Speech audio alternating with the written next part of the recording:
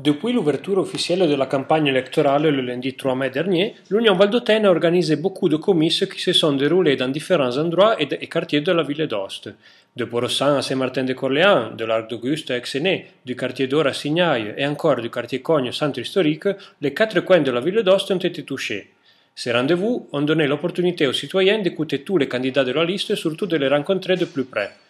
Comme l'ont plusieurs fois souligné Bruno Jordan Albert Follien, le candidat syndic et vice-syndic pour la ville d'Ost, ces moments ont été l'occasion pour mieux expliquer le programme de la coalition à la population. Un programme courageux qui touche tous les secteurs en tenant compte de la situation économique assez difficile tout en conservant des services de qualité et qui consentira à notre ville de devenir la véritable capitale de l'autonomie.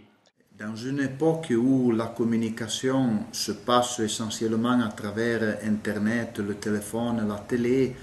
l'Union Valdôtaine est un mouvement qui conserve quand même sa capacité de parler directement avec les gens et d'être en contact avec le territoire.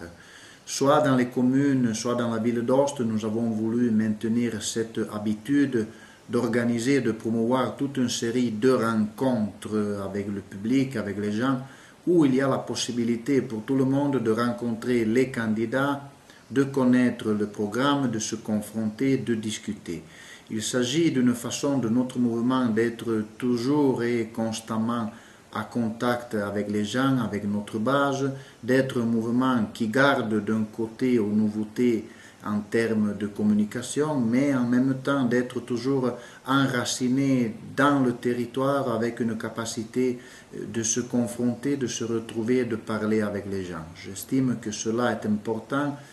Il a toujours été un des éléments de notre force, de notre présence sur le territoire et que,